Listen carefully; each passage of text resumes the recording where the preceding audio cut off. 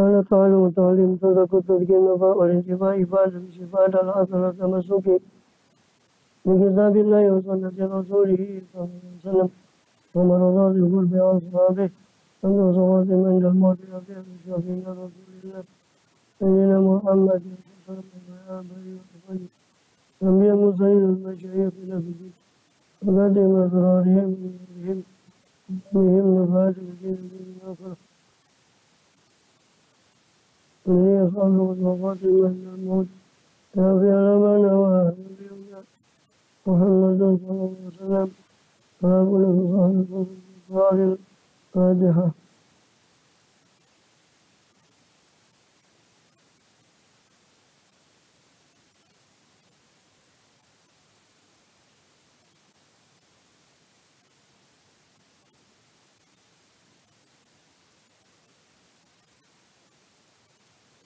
بسم الله الرحمن الرحيم. الحمد لله العالمين، الصلاة والسلام على سيدنا ولي والصلاة والسلام شرف الأنبياء والمرسلين محمد وعلى آله وصحبه أجمعين بكتاب المسلمين علينا معهم وفيهم برحمتك يا أرحم الراحمين. أما بعد، قالوا سبحانك لا علم لنا إنما علمتنا إنك أنت العليم الحكيم. رب اشرح لي صدري ويسر لي أمري واحلل عقدة من لساني يفقهوا قولي. آمين والحمد لله.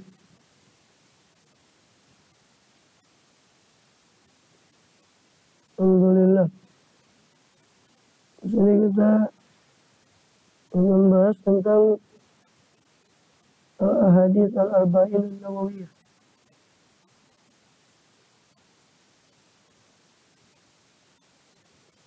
Al-Ahadits Sahihah An-Nabawiyah. Tanya daripada Imam Al-Muhaddits Faqih Mujtahid Abi Zakaria Yahya bin Sharaf An-Nawawi rahimahullah radhiyallahu anhu wa nafa'ana bih. Amin. Imam An-Nawawi ini lahir di Nawa. Di sini langsung mukadimah dari Imam Nawawi. Lahir di Nawa. Beliau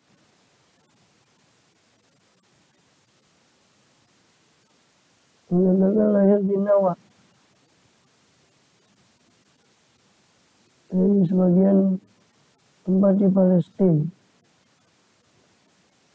Tahun 631 Hijriah.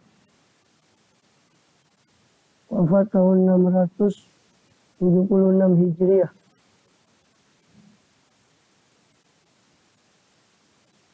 Kalau Masehinya 1233 sampai 1277 Masehi. Beliau seorang muhaddits,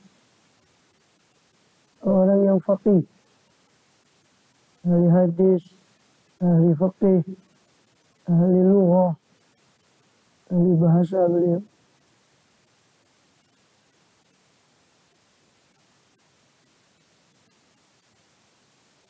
Dan terkenal dengan tulisannya khususnya yang banyak, produktif. Walaupun umurnya singkat, kalau untuk lihat umurnya sekitar 45 tahun. 45 tahun. Dan belum menikah waktu wafat. Lupa disebut di mana itu, pernah ditegur oleh adiknya, oleh saudaranya. Kenapa tidak kawin? Dia bilang, kok baru mengingatkan saya sekarang? Saya lupa, karena dia saking asyiknya dengan ilmu. Saya nggak teringat itu. Kenapa kau baru mengingatkan saya sekarang? Akhirnya tidak sempat menikah, wafat. tahun 45. Umur 45 tahun.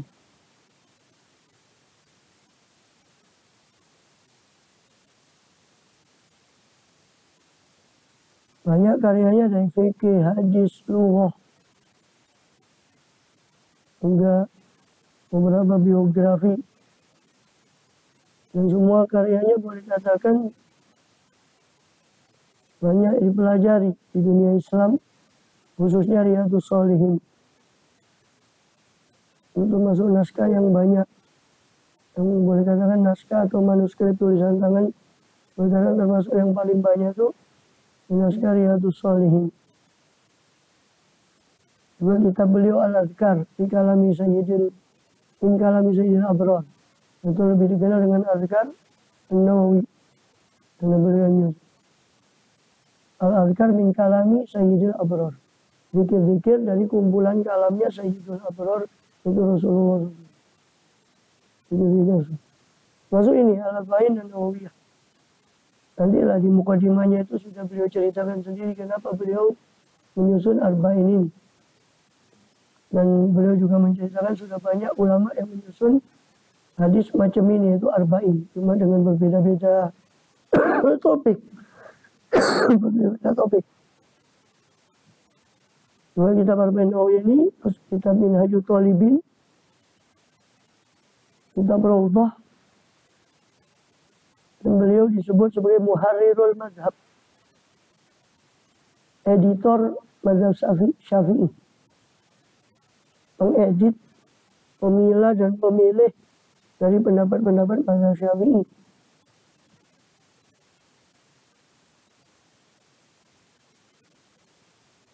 Dan sudah sepakat para ulama Syafi'iyah khususnya atas tarjih atau pengunggulan pendapat antara Imam Nawawi dengan Imam Rafi'i. Imam Rafi'i itu kakek guru beliau. Karena beliau itu belajar ke muridnya Imam Rafi'i. Jadi Syekh bin Salar. Murid-muridnya Imam Rafi'i. Sampai dikenal dengan Syaikhain. Karena beliau juga Syekhus Syafi'iyah. Sehingga beliau, Imam Nawawi dengan Imam Rafi'i, Abul Qasim Ar-Rafi'i Al-Qazwaini, itu dijuluki sebagai Syaikhain dalam fikih. Kalau dalam ilmu kita fikih Syafi'iyah, yang maksud Syaikhain itu adalah Rafi'i dan Nawawi. Rafi'i dan Nawawi. Kalau dalam hadis, Syaikhain itu Bukhari Muslim.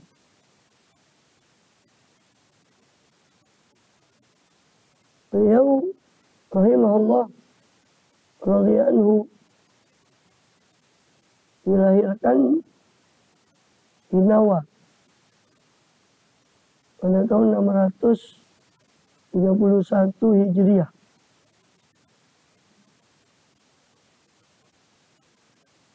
Hijriah. Hijriah.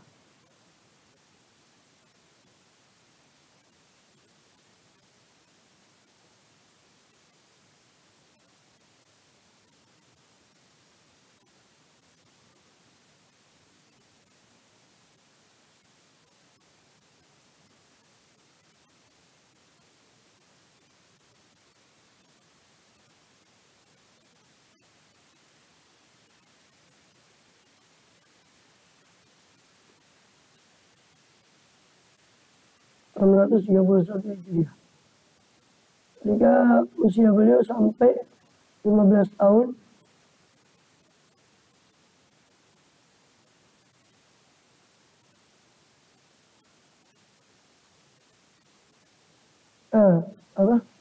usia 10 tahun, abahnya itu menjadikan dia di toko.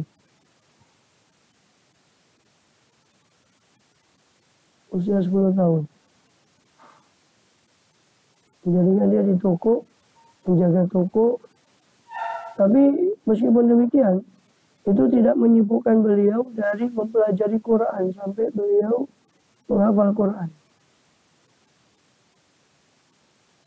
Menjelang balik.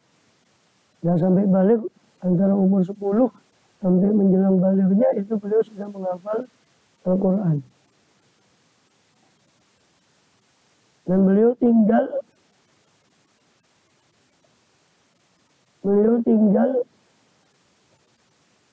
di Nawa sampai usia 18 tahun.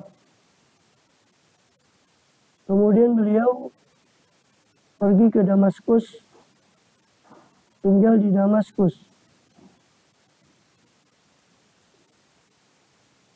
Sekitar tahun 649. Lalu beliau melazimi Mufti Syam, Syekh Abdurrahman bin Ibrahim Al-Fazari. Beliau belajar dari Syekh Al-Fazari itu dan tetap di Damaskus, kata Imam Nawawi ini, selama 28 tahun.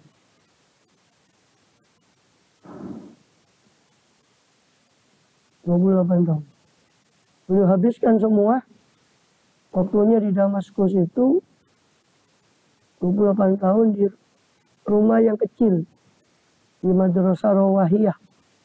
Ada semacam asrama di situ. Beliau belajar, mengajar, menyusun kitab di situ di rumah beliau kecil di Damaskus. Macam asrama untuk penuntut ilmu. Dan kemudian setelah nampak kealiman beliau dan para ulama, maka beliau dipilih untuk memimpin Darul Hadis Al-Ashrafiyah. Darul Hadis ini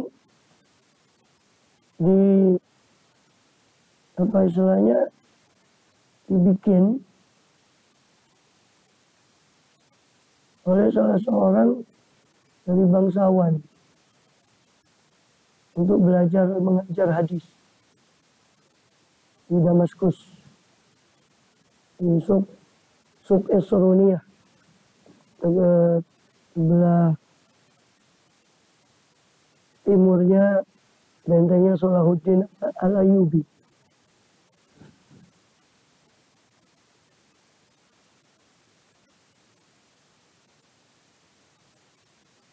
Beliau namanya Darul Hadis ya. Darul Hadis ini Al-Ashrafiyah itu punyanya asalnya dulu rumahnya seorang bangsawan pejabat Nurimuddin Qoimas bin Abdul Najib. Rumah ya, terus dibeli oleh Raja Ashraf Muzaffaruddin dari dinasti Ayyubiyah, dari turunannya Pak Salahuddin Al-Ayyubi, Raja Malikul Ashraf. Maka disebut Darul Hadis Al-Ashrafiyah. Nisbat kepada Raja Ashraf yang bangun itu Muzaffaruddin, dinasti Ayyub. Maka dibangunlah rumah tadi menjadi Darul Hadis. Bersama ada rumah kecil untuk tinggalnya Syekh pengajar di situ.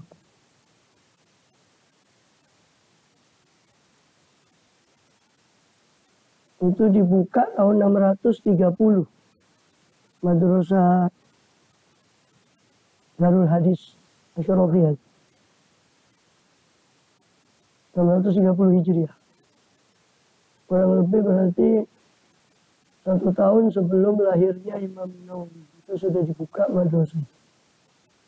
Untuk itu yang jadi direkturnya, yang jadi pemimpinnya adalah Ibn Solah. Seorang ahli hadis terkenal dengan kitabnya yang terkenal itu Muqaddimah Ibn Solah. Muqaddimah Ibn Solah.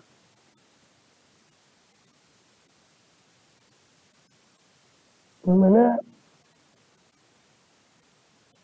terus berganti masyayikh yang megang Darul Hadis. Sampai yang terakhir Syekh Husain Wa'biyah. Wafat tahun 2020.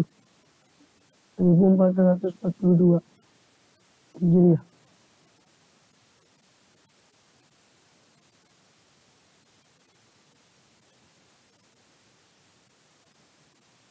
Dan sesuai dengan namanya Darul Hadis. Memang dia fokusnya di hadis. Jadi Imam Nawawi belajar di situ dan menjadi kalau bahasa sekarang itu di perguruan tinggi rektornya, direktur daripada Darul Hadis. Dan disyaratkan yang menjadi direktur atau pemimpin Darul Hadis harus orang yang paling alim dalam bidang hadis di zaman itu, diakui kealimannya dalam bidang hadis di zaman itu. Sampai di zaman Imam Nawawi ini yang pegang kepemimpinan Darul Hadis. Dan semenjak itu tahun 630, semenjak Darul Hadis dibangun, maka mulai berhenti orang cari hadis keliling. Sebelum Darul Hadis ini dibangun, orang kalau mau cari hadis itu nggak ada satu tempat khusus untuk belajar hadis, dia keliling dari satu syekh ke syekh lain. Gampangannya seperti contohnya yang paling terkenal Al-Baghawi. Ya, Abi Muhammad Husain bin Farah Al-Baghawi sekitar tahun 500 Hijriah sebelum Darul Hadis. Hadis ini 630. Jadi Imam Baghawi ini ahli hadis, bukan hanya tafsir. Banyak tuh dia di tafsirnya itu beliau meriwayatkan hadis langsung dengan sanad beliau sampai ke Rasulullah. Hadatsana sampai ke Rasulullah SAW. Imam Baghawi. Itu belum dibangun Darul Hadis. Sehingga Imam Baghawi itu berkelana seperti hanya Imam Bukhari, Imam Muslim, Imam Nasa'i, dan para imamatul hadis itu berkelana dari satu kota-kota lain kumpulkan hadis. Itu begitu caranya, metodenya untuk mengambil hadis dari dulu, dari zaman Imam Bukhari, dari sebelum Imam Bukhari, sampai dibangunnya Darul Hadis 630 Hijriah, Darul Hadis Al-Asyrafiyah. Maka sejak itu berhenti orang cari hadis. Yang mau belajar hadis dia pergi ke Darul Hadis Asyrafiyah di Damaskus. Yang pada zaman itu, pada zaman Imam Nawawi, beliau yang pegang kepemimpinan Madrasah Darul Hadis.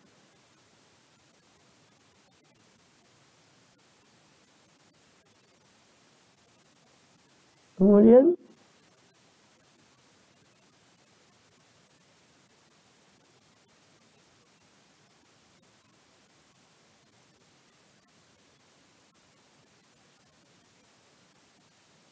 Malikul Asyraf ini, pendiri Darul Hadis ini cucunya atau ponakannya Salahuddin Al-Ayyubi.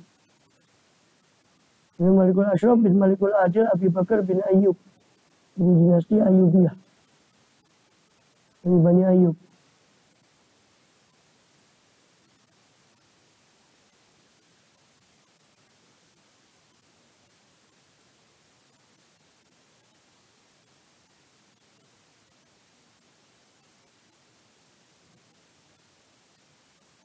Kemudian pernah setelah itu yang setelah Ibnu Salah wafat, yang megang Darul Hadis adalah Abu Syamah, salah satu gurunya Imam Nawawi. Abu Syamah wafat tahun 665.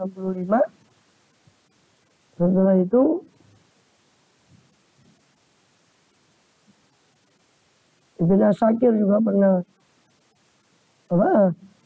Abu Syamah ini meringkas Tarikh Damaskusnya Ibn Asakir. Setelah Abu Syamah meninggal, yang memegang Darul Hadis adalah Imam Nawawi. Sampai beliau wafat, memegang Darul Hadis sampai wafat beliau 676. Beliau wafat. Rahimahullah radhiyallahu anhu.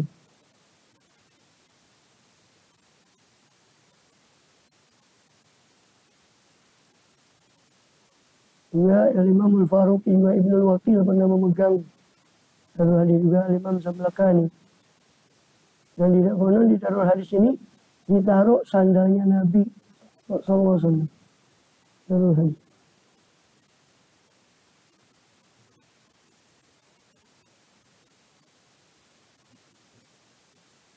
Sampai ditaruh di lemari khusus Di Darul Hadis ini sandalnya Rasulullah SAW.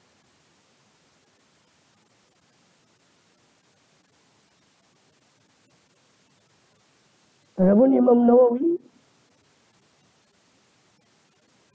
tadi belajar sampai orang menjadi orang yang sangat alim sampai dipercaya untuk memegang Darul Hadis. Beliau dijuluki Muhyiddin Abu Zakaria Yahya bin Syaraf. Ayahnya adalah Syekh Abi Yahya Syarafuddin bin Murri bin Hasan bin Husain bin Muhammad bin Jamaah bin Hizam al-Hizami An-Nawawi. Ada yang menulis An-Nawawi tanpa alif, ada yang menulis An-Nawawi dengan alif.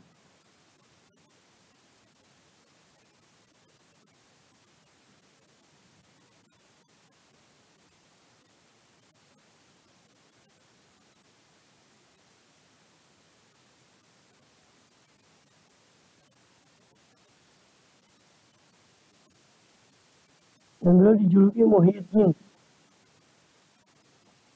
Tapi beliau tidak mau sebetulnya dijuluki Muhyiddin karena tawaduknya beliau. Yaitu Muhyiddin kan penghidup agama. Jadi kata beliau, agama ini tetap hidup, tidak perlu orang yang menghidupkan, kata beliau.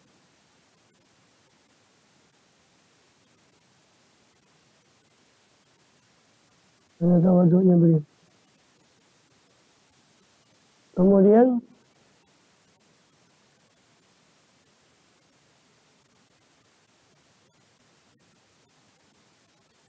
di antara murid yang terkenal adalah Alauddin Ibn Attar.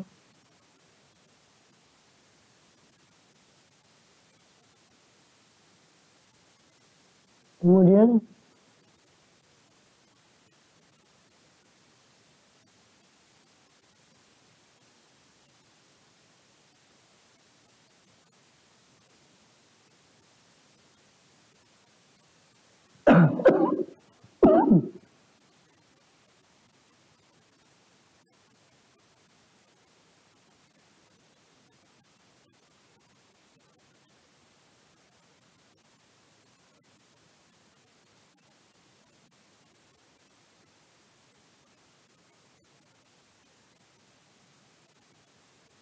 adapun seperti tadi katakan beliau Imam Nawawi dilahirkan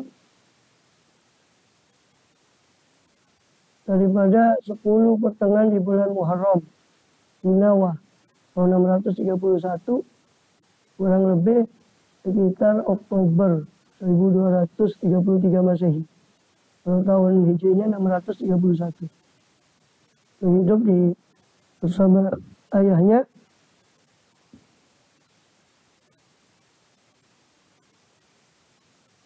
Membantu di toko ayahnya tadi seperti yang saya katakan tadi. Kemudian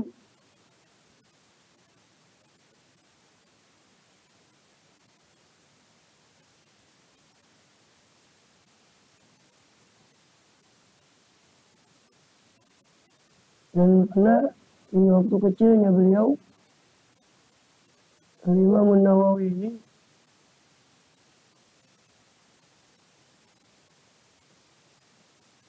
di malam 27 Ramadan beliau melihat seolah-olah itu ada cahaya yang terang di rumah. Waktu kecil masih sekitar usia 7 tahun. Maka dibangunkan oleh ayahnya dibangunkan. Dia bilang, apa ini cahaya ini yang memenuhi rumah. Maka semua penghuni rumahnya bangun tapi tidak melihat cahaya itu. Maka ayahnya bilang, saya tahu, saya baru paham bahwa itu mungkin Lailatul Qadar. Dan seperti tadi kita singgung bahwa ketika usia 10 tahun, beliau Imam Nawawi sama ayahnya ditaruh di tokonya ayahnya untuk membantu di toko ayahnya. Tapi meskipun membantu di toko ayahnya, beliau itu menghafal Quran. di situ. Sebelum balik beliau sudah menghafal daripada Al-Quran. Kemudian dan ketika suatu kali tahun 640-an ya, sekitar lebih dari usia beliau lebih dari 10 tahun, itu lewat seorang syekh, itu Syekh Yasin bin Yusuf Marukisi di Nawai. Imam Nawawi baru sekitar usia 10 tahun lebih.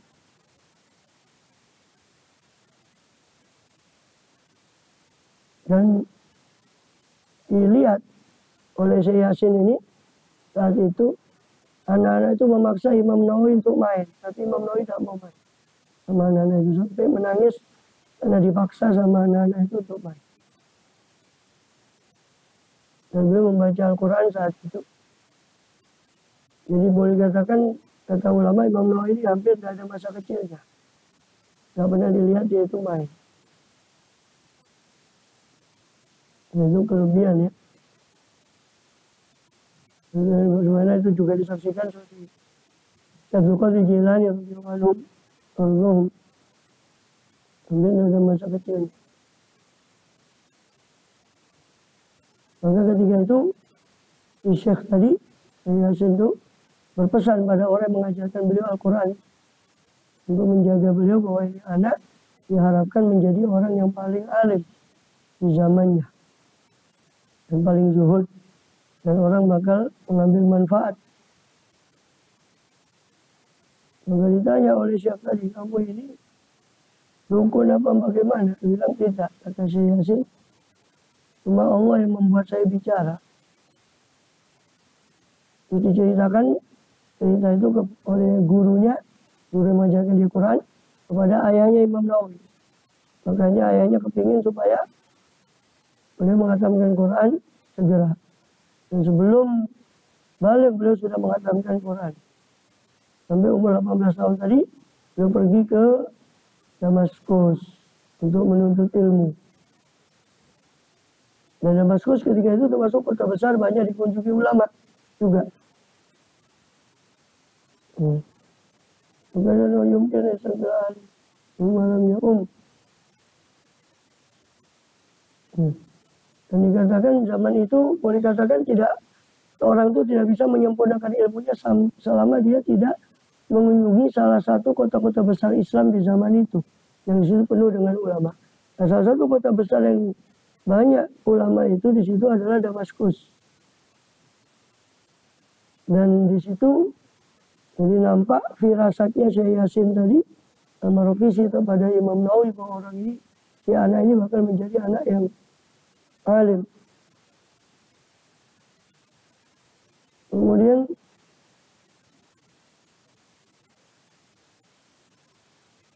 sampai di situ beliau melazimi salah satu ulama. Sebelum beliau melazimi ulama itu, beliau harus mendapat tempat untuk tinggal di Damaskus. Lalu beliau mengunjungi Masjid Jami Damaskus. Masjid Jami kota Damaskus yang besar, saat itu sangat besar. Dan biasanya zaman itu ya, orang asing sebelum dia dapat rumah atau tempat tinggal atau macam-macam, mereka pasti mengunjungi masjid. Maka di situ beliau, Syekh Al-Imam An-Nawawi, pergi ke Masjid Jami Damaskus dan berjumpa dengan khatib. Khatibnya Masjid Jami Damaskus ketika itu Syekh Jamaluddin Abdul Kafi Ar-Rabai. Maka di situ Syekh Abdul Kafi sudah memahami keinginan Imam Nawawi untuk mencari ilmu. Maka langsung diarahkan oleh Syekh Abdul Kafi tadi, khatibnya Masjid Damaskus, kepada mufti Syam. Itu Syekh Tajuddin Abdurrahman bin Ibrahim Al-Fazari tadi, yang sudah kita singgung. Terkenal dengan namanya Ibnul Farkah. Masyhur di kitab-kitab fikih, Ibnul Farkah, salah satu gurunya Imam Nawawi. Maka beliau membaca kepada Ibnul Farkah ini banyak daripada pelajaran, daripada ilmu syariat, dan melazimi. Ibnu Farqah ini awal syekhnya Imam Nawawi.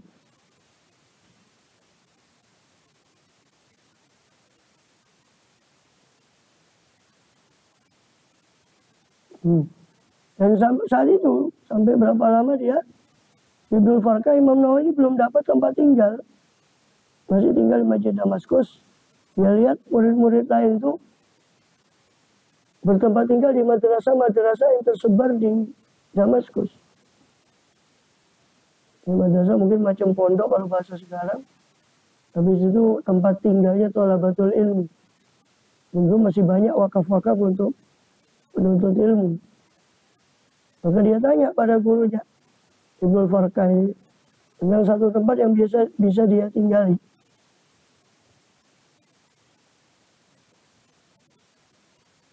Maka sedangkan Syekh Ibnu Farqah tidak memegang satu madrasah kecuali madrasah Salimiyah. Tapi di situ nggak ada tempat tinggal, cuma madrasah saja. Makanya ditunjukkan oleh Syekh Ibnu Farqah ini kepada Kamaluddin Ishaq Al-Maghribi di madrasah namanya Madrasah Rawahiyah. Hanya dia tinggal di situ, di Madrasah Rawahiyah, sibuk di situ. Maka diberi oleh Syekhnya tadi, Syekh Madrasah Rawahiyah, Ishaq bin Ahmad Maghribi, di situ satu rumah. Satu rumah yang kecil. Tapi menyenangkan rumah itu, hanya tinggallah Imam Nawawi di situ. Sampai wafat Imam Nawawi tinggal di Madrasah Rawahiyah.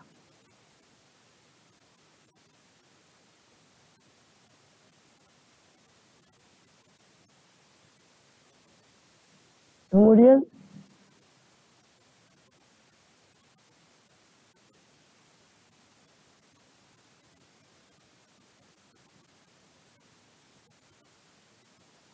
Imam Nawawi ini memilih Madrasah Rawahiyah karena sangat warok Imam Nawawi. Karena Madrasah Rawahiyah itu paling halal menurut beliau, karena madrasah lain kebanyakan ada campur tangan penguasa untuk membangun di situ. Dengan Madrasah Rawahiyah itu murni dibangun oleh pedagang, pemilik wakaf, pemilik itu dia bangun murni dari harta perdagangan. Karena yang lain itu ada campur tangan pejabat. Nah, kita tahu pejabat itu cenderung zalim. Jika khawatir ada kecampuran duit. Sehingga Imam Nawawi lebih senang tinggal di Madrasah Rawahiyah itu sampai wafat. Makannya itu dari wakafnya orang itu di situ. Karena di Thalabatul Ilm itu ada wakaf untuk makannya tiap hari zaman itu. Semua terjamin. Zaman pemerintahan Islam itu banyak wakaf-wakaf termasuk untuk para penuntut ilmu.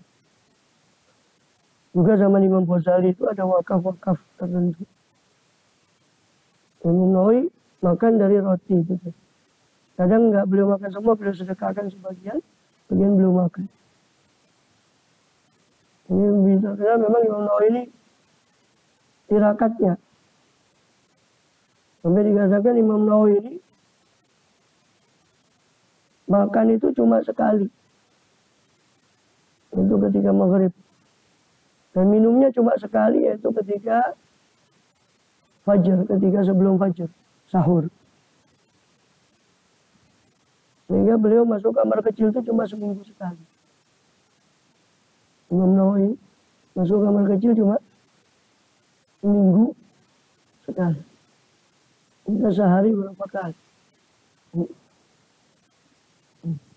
Itu tirakannya Imam Nawawi.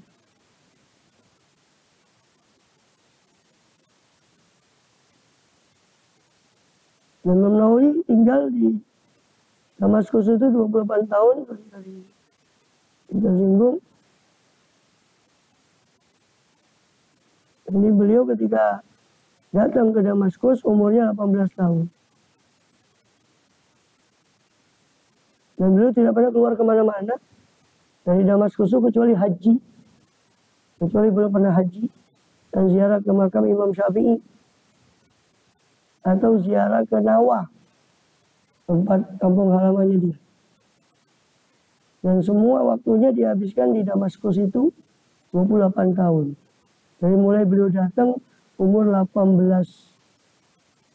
tahun. 16 ditambah maaf. Taman usia 28 tahun. 18 tambah 28 berapa? 46. Sampai meninggalnya, sampai wafat beliau umur 46 tahun. Wafat, itu 45 atau 46.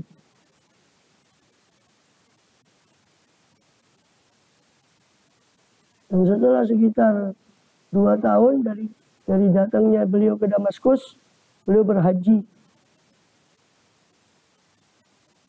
Beliau bercerita sendiri tahun 51, yakni 651, saya berhaji bersama ayah saya, kata beliau.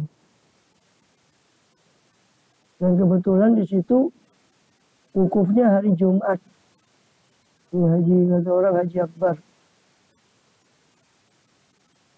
Dan pergi mulai dari awal Rajab. Berangkat dari Damaskus ke Makkah mulai dari awal Rajab. Maka kata beliau, saya bermukim di Madinatul Rasul SAW sekitar sebulan setengah. Dan Ibnul Attar, muridnya, pernah berkata, dari ceritanya Imam Nawawi, ketika kita pergi dari Nawa, beliau terkena demam. Imam Nawawi ini sampai tidak sembuh sampai hari Arafah. Dan beliau sama sekali tidak mengeluh dengan demamnya tadi. Ketika kita sampai sudah selesai manasik dan sampai ke Nawa, beliau tinggal di Damaskus. Maka Allah tuangkan ilmu kepada beliau. Allah tuangkan ilmu itu kepada beliau. Dan senantiasa sibuk dengan ilmu. Dan beliau mengikuti jejak gurunya. Guru Yasin tadi, Al-Marufisi, dalam ibadah. Berupa sholat, puasa dahar. Dan termasuk puasa dahar. Dan zuhud, waroknya beliau. Tidak menyanyikan waktu sampai wafat beliau rahimahullah. Umur 46 tahun. Atau 45 tahun. Kemudian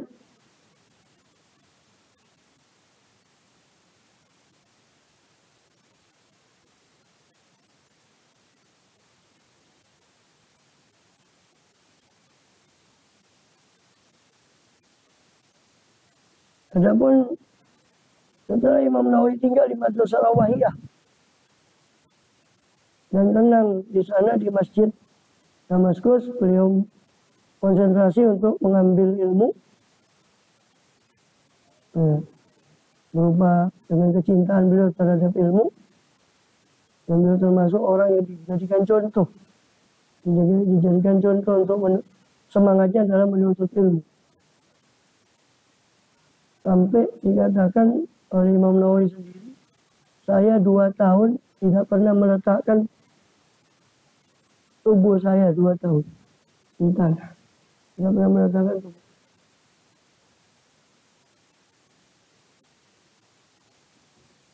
Dan beliau tidak tidur kecuali kalau betul-betul mengantuk.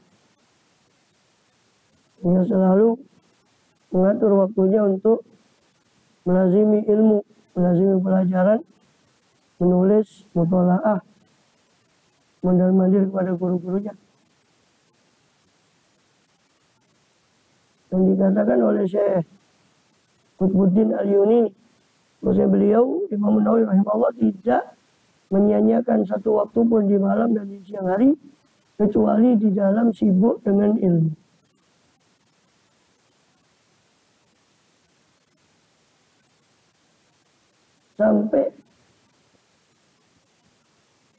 Sampai beliau itu di perjalanan, pulang perginya di madrasah ke guru-gurunya, itu murojaah, menghafalkan hafalannya pulang pergi.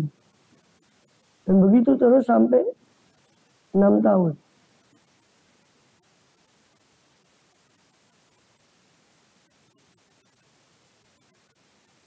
Bahkan Syekh Badruddin bin Jamaah, salah satu ulama zaman itu atau termasuk murid beliau, pernah bertanya tentang tidurnya Imam Nawawi.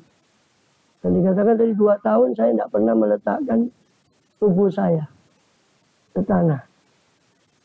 Bagaimana tidurmu? Saya tidur bersandar pada kitab-kitab. Saya tidur bersandar pada kitab-kitab. Sekejap saya tidur, kemudian saya bangun. Bahkan beliau mengatakan dalam mukadimah kitabnya, Raudhatul Thalibin dan Umdatul Muftin, beliau mengatakan fa'inal istighfar bil ilmi min afdhalil qurab wa ajali ta'at. Sesungguhnya sibuk dengan ilmu itu termasuk paling utamanya amal kedekatan dengan Allah. Dan paling agungnya amal ketaatan pada Allah adalah sibuk dengan ilmu. Dan sibuk dengan ilmu adalah paling pentingnya macam-macam kebaikan dan paling dianjurkannya ibadah. Paling kuatnya anjuran ibadah adalah sibuk dengan ilmu. Dan paling layaknya untuk dihabiskan waktu-waktu yang berharga itu untuk sibuk dengan ilmu.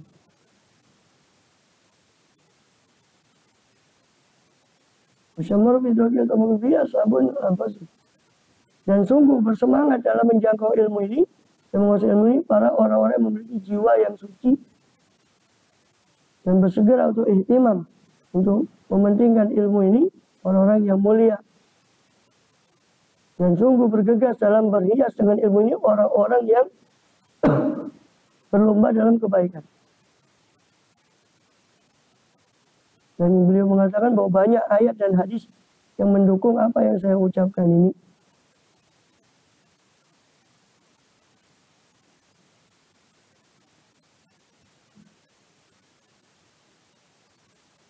Kemudian beliau itu hafal kitab Tanbih. Tanbih itu ringkesannya Muhadzab. Muhadzab itu 2 jilid, Tanbih cuma sekitar 1 jilid. Ringkesannya Muhadzab. Itu beliau hafal.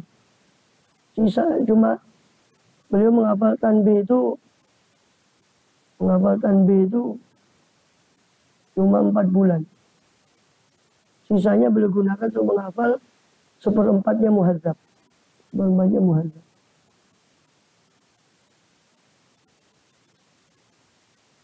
Kemudian dan beliau di awal pelajarannya di Damaskus itu satu harinya beliau membaca atau mempelajari 12 pelajaran kepada masyayikh.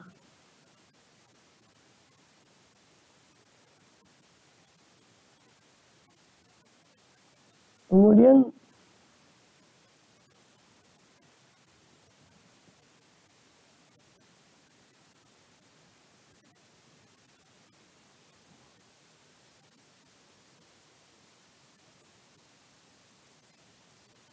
namun beliau fikih, dalam hal fikih beliau mengambil fikih Imam Syafi'i dari para ulama fikih di zaman beliau. Sampai beliau menguasai daripada fikih itu.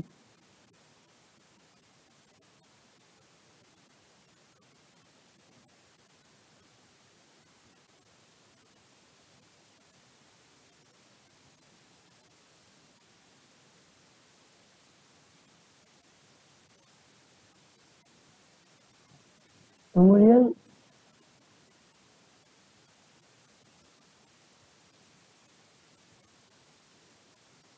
dalam hadis dia juga menguasai daripada ilmu hadis sehingga teristimewakan dari antara para banyak muhaddisin. Dan sedikit sekali ulama itu mengumpulkan ilmu fikih sama hadis. Kadang ahli fikih tapi hadis tak. Atau ahli hadis tapi fikihnya tidak.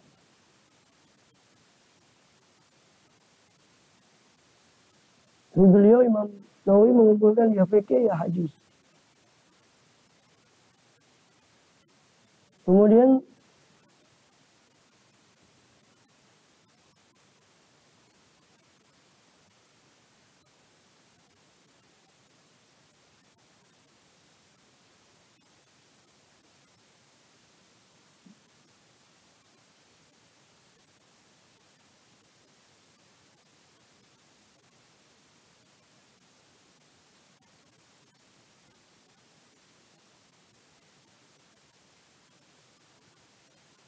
Dan beliau meriwayatkan banyak kitab hadis dengan sanad yang tinggi kepada para ahli hadis. Diakui oleh Imam Az-Zahabi dan banyak para ahli hadis tentang piawai keahlian Imam Syafi'i dalam hadis. Dan beliau Asy'ariyah dalam akidah, Syafi'iyah dalam mazhab.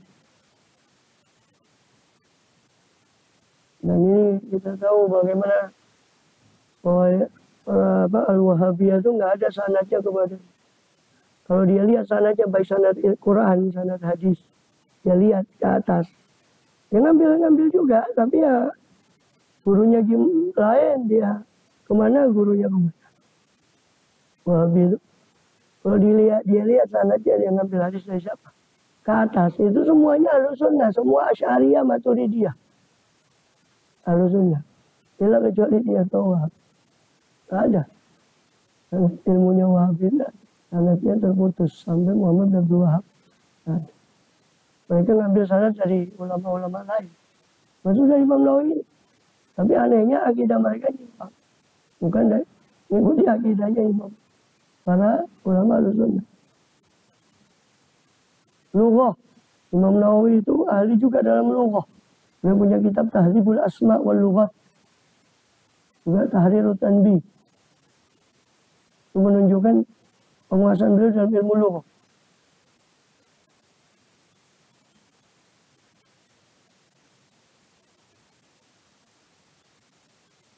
Beliau membaca lughahnya kepada Ibnu Malik Al-Andalusi yang Shu'aibul Alfiyah. Itu gurunya Imam Nawawi dalam ilmu hadis. Dalam ilmu nahwu.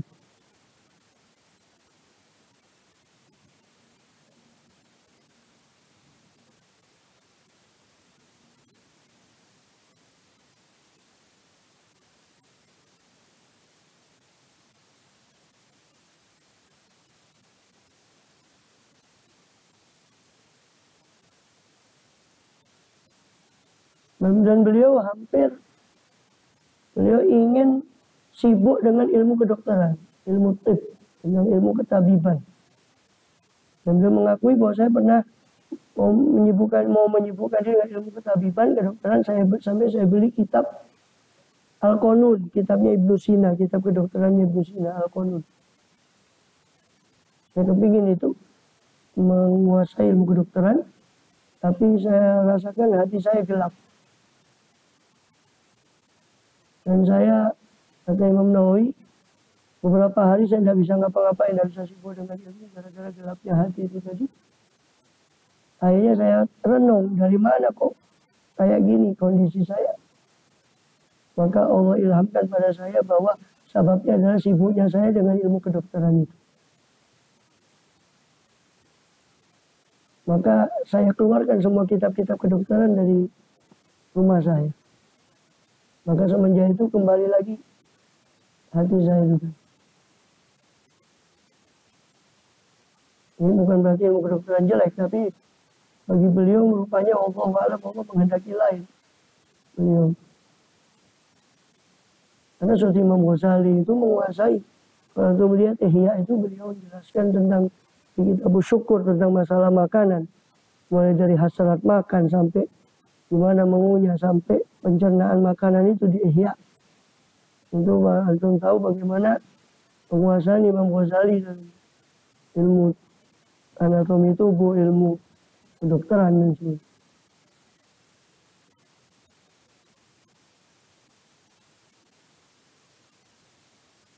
Gurunya banyak. Di antara gurunya dalam fikih itu Abu Ibrahim Ishaq bin Ahmad Al-Maghribi. Dan juga Abu Muhammad Abdurrahman bin Nuh Al-Maqdisi.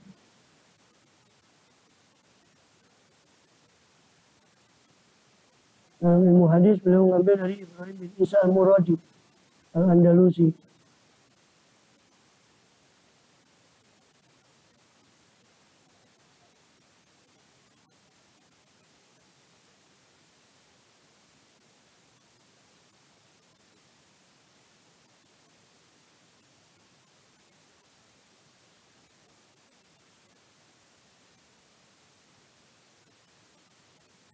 Ini Imaduddin Abdul Karim Al-Harustani. Guru beliau dalam ilmu hadis, dalam ilmu fikih, usul fikih. Namanya adalah Abu Fatah Umar bin Bandar Al-Syafi'i.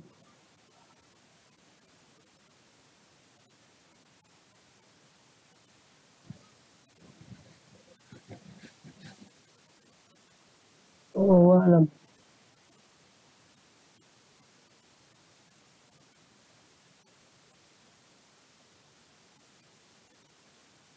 Beliau dipilih sebagai pemimpin di Darul Hadis. Tapi beliau sebenarnya tidak mau. Tapi dipaksa. Dan merasa tidak ada yang pantas lagi kecuali Imam Nawawi. Makanya beliau menerima itu.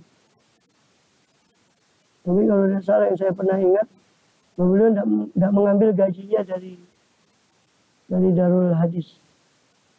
Beliau hidup makan itu cuma dari kirimannya orang tuanya dari Nawa sama roti yang beliau dapat jatahnya thalabatul ilmu itu beliau makan. Gajinya Darul Hadis beliau tidak terima. Dan pernah Raja Muhyiddin Bebas ya kalau nggak salah zaman beliau itu mau menerapkan pajak. Akhirnya semua ulama diundang untuk mengambil keputusan. Kata saya juga karena kas negara defisit kurang, kata Raja Muhyiddin Bebas, saya mau ngambil pajak. Maka dikumpulkan ulama. Semua ulama kumpul, dan sebagian membolehkan, mengizinkan untuk mengambil pajak karena keadaan darurat. Karena pajak itu udah misalnya sebenarnya tidak boleh. Panjang pembahasannya itu. Hanya mereka membolehkan karena keadaan darurat. Suruh tanda tangan surat keputusannya ulama, zaman itu banyak ulama yang hadir. Tapi mereka tidak mau tanda tangan sebelum Imam Nawawi datang. Imam Nawawi tidak datang. Dipanggil Imam Nawawi. Dipanggil datang. Kalau tentang permasalahannya masalah pajak itu dilihat sama Imam Nawawi. Budak-budaknya raja ini itu puluhan budak itu ada kalung emas ini.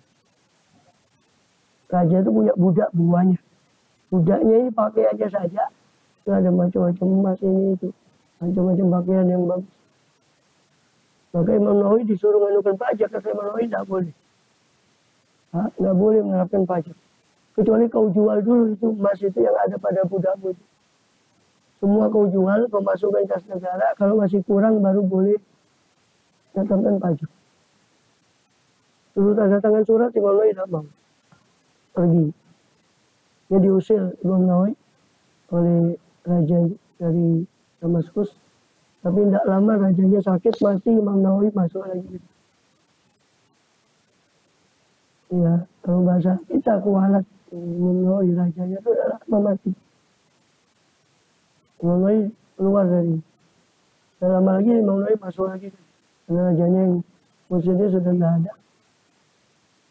Rahimahullah radhiyallahu anhu wa nabi. Ulumi bidalaihi. Al-Fatihah.